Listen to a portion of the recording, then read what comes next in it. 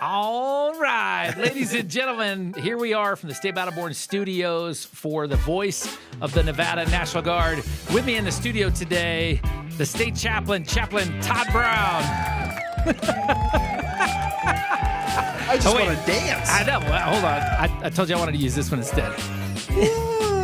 Hey, I spent all weekend with my grandkids. Okay. And so I watched Frozen all weekend long, like 37 times. Okay. So that doesn't surprise me, that little whimsical thing that you got going on I love there. that. Well, you know what? I see you as being angelic sometimes, if you must know. I see that. Thank you so much for coming in today. Man, it's my pleasure. So glad to be here. Yeah, you know what? This studio is brand new. Like, we just put it together, and it's still new car smell. Totally. In here. Totally. So thank you so much for taking time out of your day and coming out here to spend time with us. I really appreciate you. I've been looking so forward to this. It's going to be a good time. So you had a question for me. I did.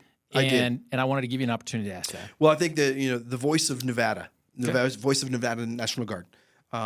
Interestingly enough, I've known you for quite a while now, and some watching have known you for quite a while too. Sure. You have one of those cool voices.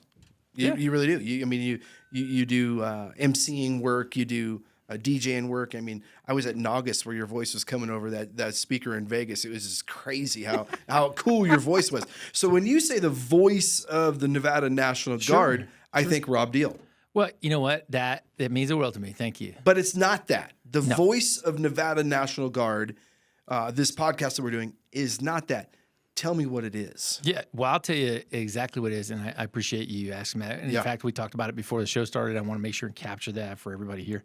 So the voice of the Nevada National Guard is a title that was bestowed upon me many years ago. I was doing change of command ceremonies for the Nevada National Guard. I've been doing it for a decade, and it's an honor and a pleasure to be able to have all that years of experience in doing MC work. And you know what? That highlights part of what being a National Guardsman is. That you serve 1 week in a month, 2 weeks in summer, and you have civilian aspirations. So I get to smush them together on a regular basis. And so when I was putting this podcast together, I was like, what are we going to name it? And what is relevant? What hits home? Right? And I said, you know what? It's got to be the voice of the Nevada National Guard. And I'll be honest with you, at first it was like, I am the voice of the... Totally. But then I got to thinking about it, and I was like, you know what? I'm the state retention guy. And it has to be about the voice of National Guardsmen. Yeah. Right? And I think that was exciting as you were answering it earlier. Yeah. You said, I have a vision, I have a goal of having, every Nevada National Guardman on here. Yeah. And I think that's super exciting. But what that tells me is you want to hear their story. Yeah. Because each and every one of them have a story. Yes. There will be some similarities. Yes. But each and every one of them are unique as well. And I think that is such a cool idea. Do I ever think it's going to happen? I don't think we have enough years left in our lives for all of them. Yep. But yes. I think that the reality is it's a really cool idea. So thank you for sharing that. Yeah, I appreciate that. So you know what? To expand upon that concept of having every Nevada Guardsman on here, the story concept. When I'm at National Guard drill on drill weekends, and I get an opportunity to go out and talk to everybody. When I go out into the field and I talk to the soldiers, they're like, hey, you got to go talk to so-and-so. He has a really cool story. First-gen American, family moved over here from Vietnam, and this individual that you need to go talk to is excited about the journey that they went on and their parents' path to citizenship and their dedication and the pride in service. And it's just heavy. Oh, man. It's not only heavy, but it's so cool. Yeah.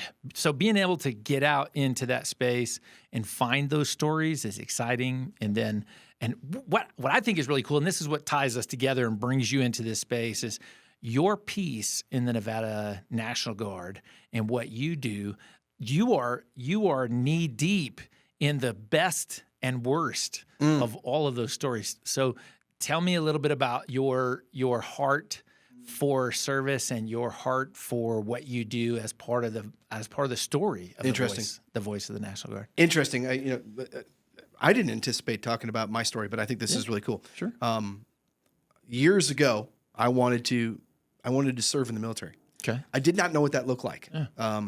And you got to remember, I didn't join the National Guard till I was 38 years old. Oh my gosh. And so So there's kids there's young men and women who have served their 20 years and they're getting out at 38, 40 years old. I started at 38, 40 years old.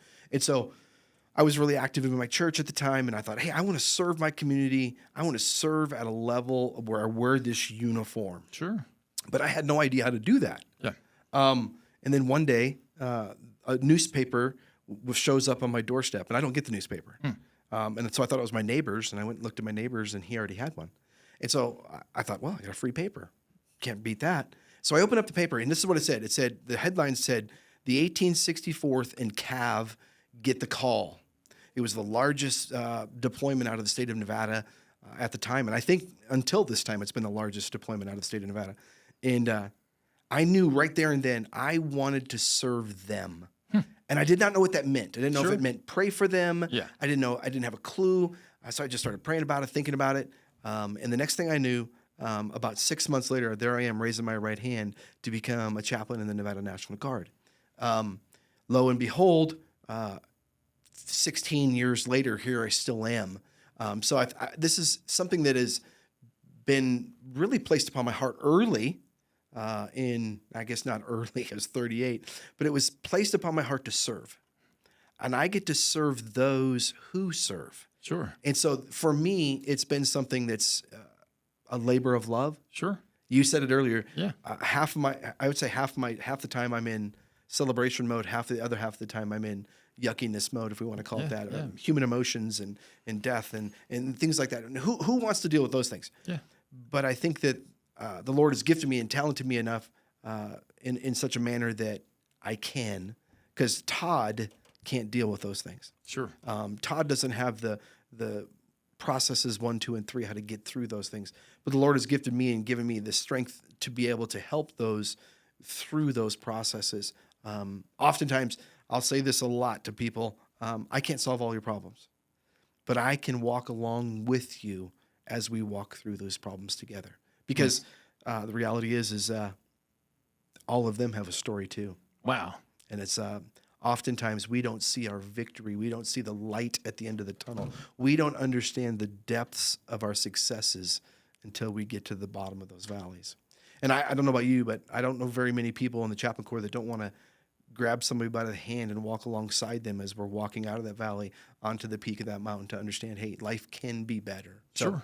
anyways, you got me on a preaching mode there. Well, I think the heart of what you just said is part of that is part of the voice. I think that's why it's relevant. Okay. It is because you are in that story, right? Yeah. Like you're in the best moments, you're in the best chapters of that story. Yep. Right. And sometimes you're in the worst. Yeah. Of those stories. So I think one of the most exciting things about having you in this space is the breadth of experience and those stories that are within you, the good and the bad.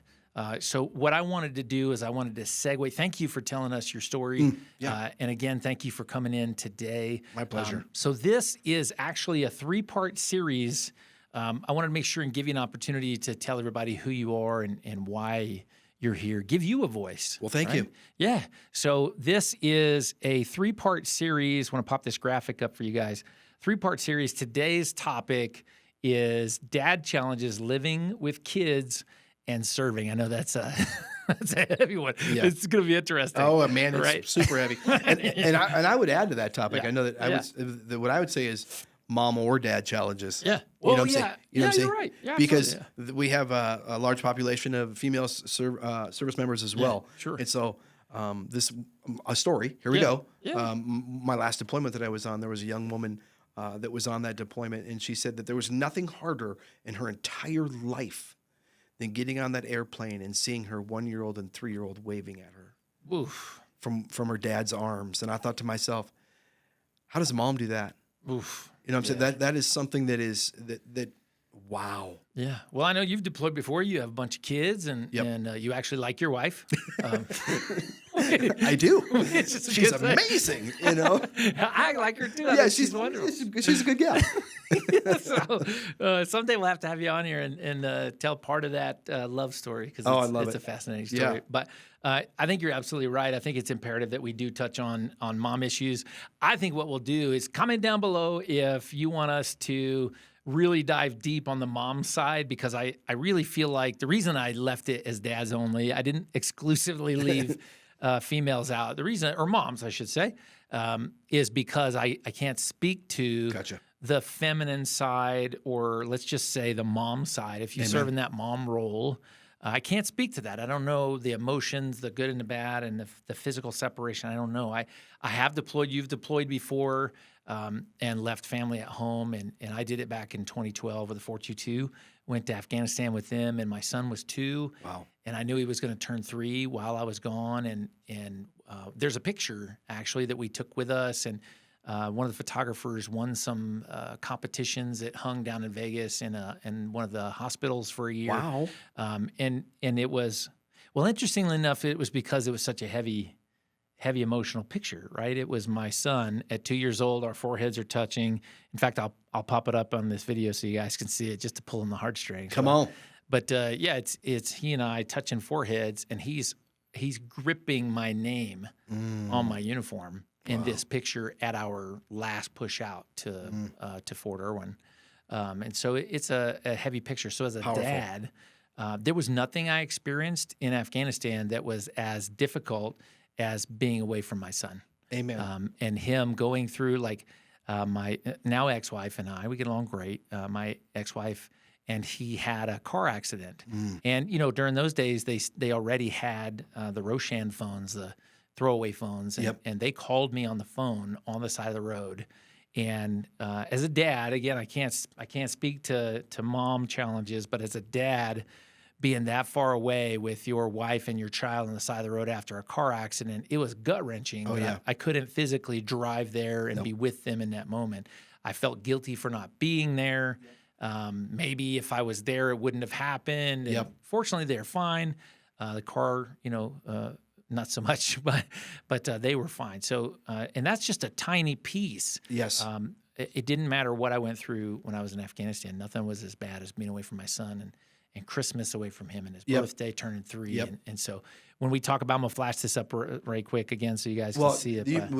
While you're flashing through there, you bring up a good point. I didn't think about that. Really, really good idea, bringing in a female soldier to be able to talk to that. That is fantastic. Yeah, I think comment down below. Let you guys see us again. Comment down below if you guys are interested in fact, I tell you what, you can send me an email, robert.e.deal4.mil@army.mil. Send me an email and volunteer some amazing moms for us to bring on to the Voice of the Nevada National Guard. Cool. I think that'd be really cool. It gives you guys an opportunity to send us some names, and it'll be secure. So, and then we'll ask them if there's something they're interested in, and then bring them on the show and give them an opportunity to talk about what it's like to be a mom and serve in the military. So I'm going to pop this graphic back up real quick. Again, today's topics: living with kids and serving, specifically dad's challenges in today's show. And I think we've pretty much decided we're going to do mom challenges. And interview some folks. The second that's going to come up in the next couple of weeks will be being married to someone who doesn't like the military. That can go 100 different ways. And the third, which will probably come out mid-July after the 4th of July, will be deciding whether or not to complete 20 years in the military based on those challenges. Yes.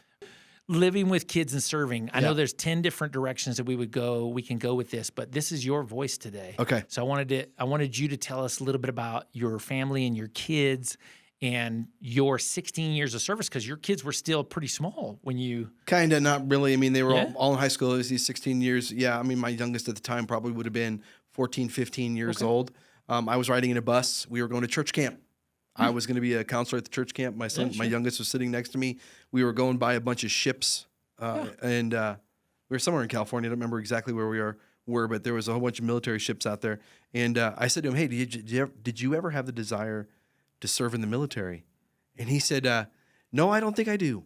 And I said, I do, but I'm too old, you know. And man, lo and behold, 6 months. A year later, there I am raising my right hand. So if there's a will, there's a way. You know, I think that when it comes to serving, I'm a little bit different when it comes to little ones at home. My children were adults or young adults at the time when I joined the military. Now I have grandkids and things like that. But I will say this is coming full circle. Now I have grandkids that are of the age, and I have missed plenty of birthdays. I have missed plenty of things of those grandkids, and I feel bad. You know, I feel guilty. And I think that when it comes to the young men and women, young men, what we're talking about today, the fathers who are serving in the Guard, in the military, in the reserves, whatever it is, and you miss those moments. Now this is not going to get fans excited when they hear this, but you don't get them back. Yeah. And I think that the hard part about that is how do we live with that? Sure.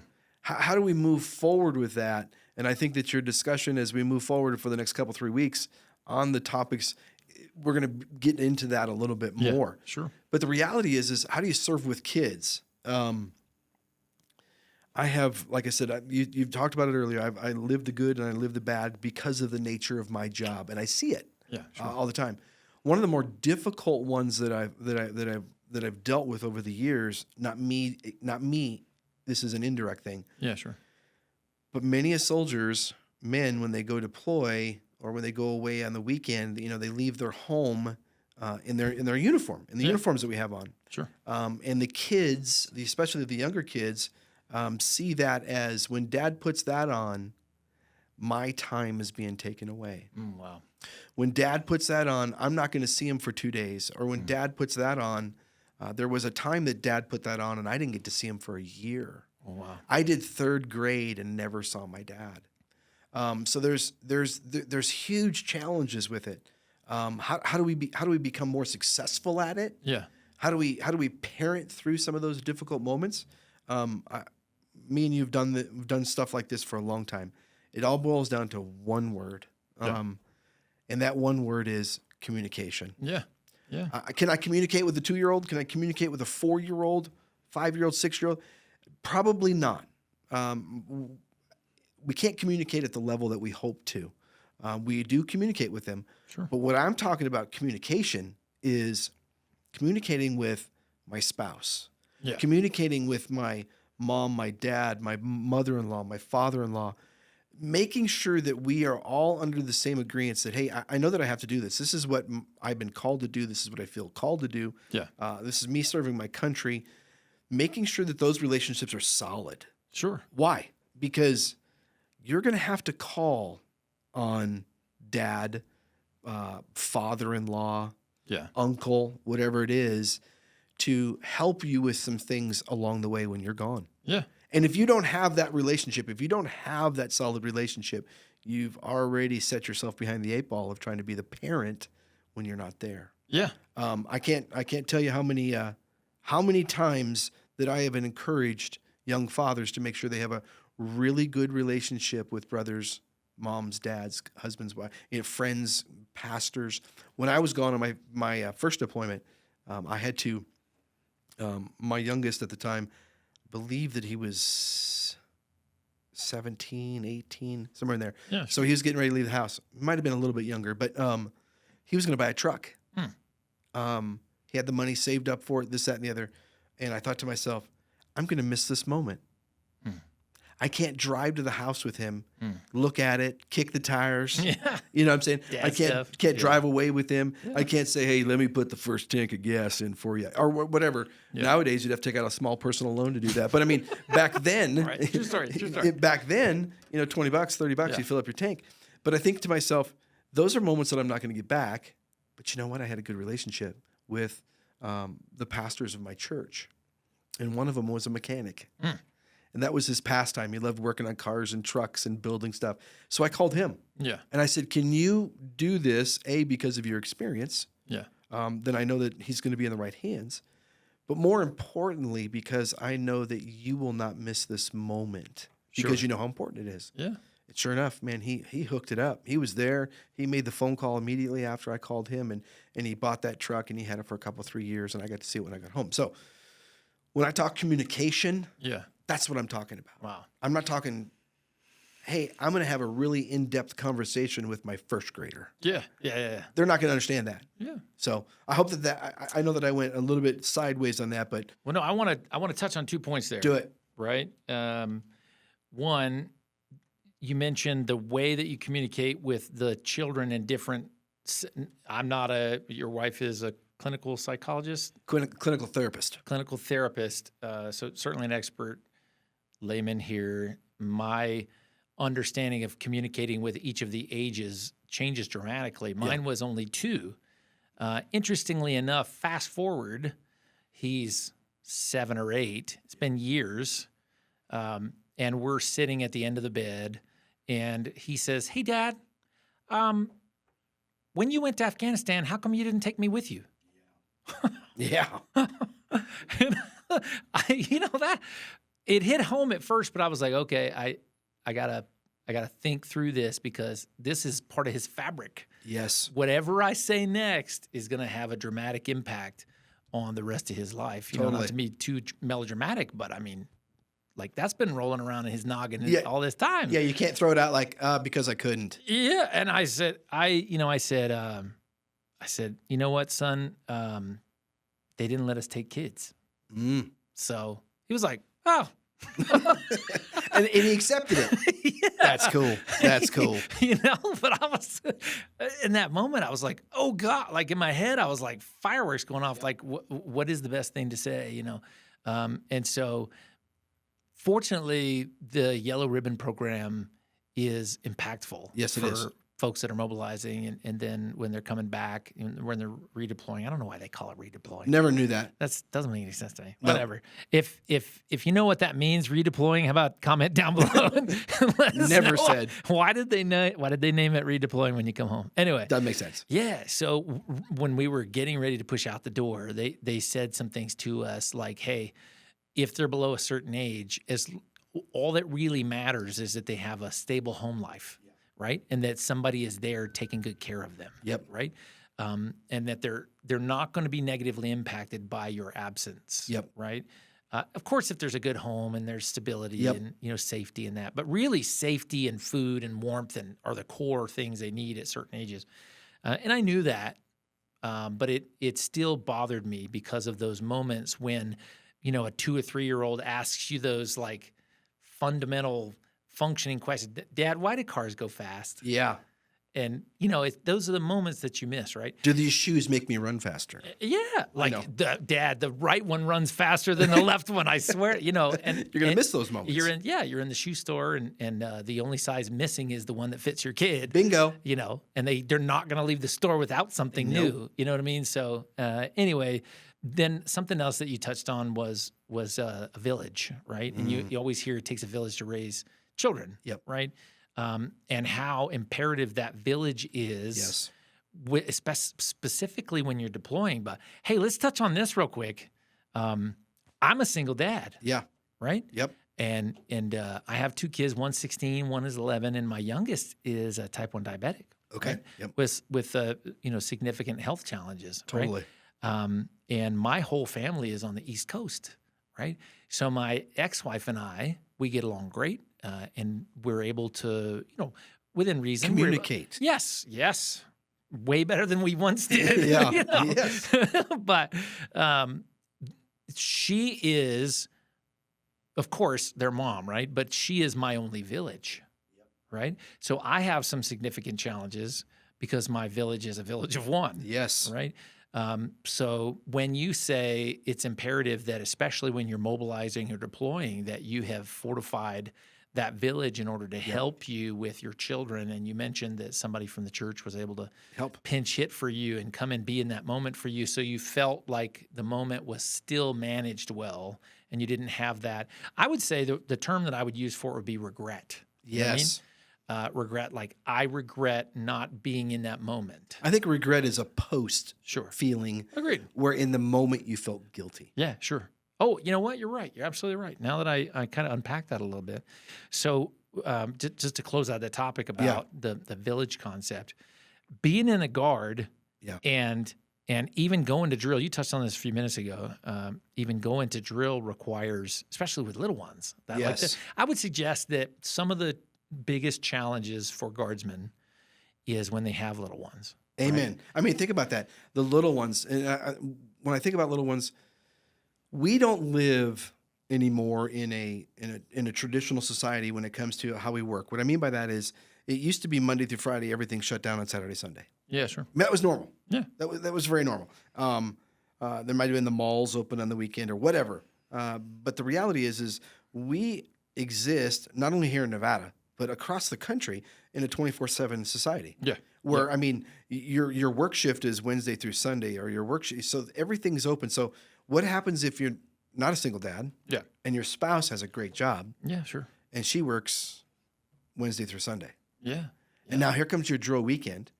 And then you have a good job on the civilian side, and you have to take a couple days off of work to go to drill where you're going to get paid less. Yeah. Yeah. I mean, I know that's a topic for another day when we talk about pay for spouse childcare. and pay for childcare. So now only, and maybe dogs, Yeah. because you can't take care of the dogs all day. Sure. So I mean, maybe doing drill duty is costing you money. Yeah. And affecting your relationship with your spouse and affecting your relationship with your children. Why? Because now all of a sudden you got to drive the kids 2 hours to Susanville or something to stay with grandpa and grandma for the weekend. Yeah, sure. And you got to take a day off of work just to get them there and get it back. So I mean, being a dad and serving is a challenge. Yeah. And I mean, you talked about the very beginning, the voice of it, hearing somebody's story. I would assure you that you're going to hear 1,000 different stories of the challenges that it takes to be a dad and serve in the National Guard. Yeah, absolutely. Well, you know what? Comment down below the topics that you want to cover, and if we need to expand the series on on parenting issues. And, and we mentioned that we were going to bring on some moms specifically to highlight the mom challenges, because we're we're one-sided here. Yeah, we can only connect at that. Yeah, admittedly. So, you know what? I wanted to make sure that we touch on the concept of trickle down, the challenges. Like today's topic that we're sticking to is dad, raising kids and serving in the military, right? Yeah. And then you started to touch on all the other third order effects, like the financial huge impacts. And then you mentioned the dogs. And I'll tell you a funny something. At one point I had, because in the Guard, some units are different. Some you got to be there from 6 in the morning or 5 in the morning, or you got to stay there, or you're going out of town. Every unit's different, right? Yep. And I've been in a bunch of different units in the Nevada Guard, and I had a situation where I was going to have to be there from sunup till sundown, and I was going to be there overnight. And so I pushed the envelope, and I brought my camper, and I parked it way in the back of the armory, and I had both kids out there. I had the generator off in the asphalt, I had the generator running, air conditioning's running, and they're in the lap of luxury. Totally. Really, but it only took like 2 hours before they were bored. Yep. And they came in, and I'm doing my thing in the armory, and I think General Armstrong was there, and there was several higher ups that were on campus, and my kids in their pajamas and hair unbrushed come just like boop-a-doop-a-doo down the dang hallway. And I'm talking to one of the generals, and my kids come walking up, and they grab me by the leg, and everybody just looks at me like really, dude? So a unique challenge in and of itself. But I didn't have any other choices, No. And for the record, somebody's going to say Sergeant Diehl said it was okay. It's not okay to bring your camper to drill and bring your kids and your dog and yes, that's not a thing. So don't do it. No, but I think that that story right there is one of a million that you could hear of others that have just did everything they could to get to this to serve. Yeah, I didn't in that moment. I had no other option. I can't leave my youngest at home alone because she's type 1 diabetic and she's only 11 and she's not self-sufficient yet. Yep, it's just not safe. Yep. Right. And my 16-year-old, fortunately, can take care of her. We've worked through with the attorneys and the doctor, and I start to hesitate about talking about my personal issues, but I think this is actually relevant. Come on. Because I don't think I'm the only person in the Nevada Guard who has a child with some sort of disability. Nope. So we haven't even touched on that. Oh, good Lord. We're just touching the surface with being a dad, serving in the military with kids, and really we just scratched the surface with your kids were a little older when you joined. Mine was still 2 and I only had 1 at the time. But then having one with a health issue, like I wonder how many guardsmen have kids with health issues, and because that's a whole nother rabbit hole. Oh man! Because if and I don't know about medical conditions. We'll suggest if there's a condition where the child cannot be left alone, yes, even if they're a little older, right? We have some mutual friends in the Guard that have some children that have some significant challenges like that, and without a spouse in the mix, without on the weekend, overnight, like significant challenges. Yes, and continuing. Oh, right? I have all the. Again, I'm going to go back to. I see both sides of the coin, the good, the bad, the ugly, the indifferent, whatever, due to the nature of what my job is as a chaplain. Now, I know dads that deployed. I know dads that have served in guard duty, drill weekends, this, that, and the other. They just knocked it out of the park. I would love to see them write a book, or love to see, sit down and hear from them how they were successful. But I got a nickel says that when you asked them, they're going to say, man, it was a garage sale. I was in survival mode 99.9% of the time. But somehow they did it, and they did it successfully. I don't think that we learn. I don't even think that we appreciate all that we've been through until we get to the other side of it and go, hey, I survived. Yeah. Hey, my kids aren't jacked up. Yeah, sure. Hey, my relationship with my spouse is still intact. How did we do it? Yeah. And that's what I really want. And when people come see me, hey, I'm really struggling. I can't do this. I don't know how to do this anymore. Husband, as a dad, and we're talking about dads. When dad comes in with this, I first and foremost say, how have you gotten this far? Yeah, sure. And he says, well, I don't know. Well, maybe we need to start addressing some of those. How did you get here, rather than capitalizing, or rather than really focusing on all the negative things that have happened over the past month, 2 months, 3 months, a year, whatever it is. Tell me where your success stories are, because you haven't served for 5 or 6 years in complete 100% survival mode. There's been some victories. Yeah, sure. What are they? Oh, fascinating. That's all right. Another topic. Another day. Wins. But again, one-sided for the record. Yes. I was like, why aren't they talking about moms? Because we're not moms, and we don't know. You don't know what you don't know, right? Yeah. So we're actually going to stick a pin in this topic.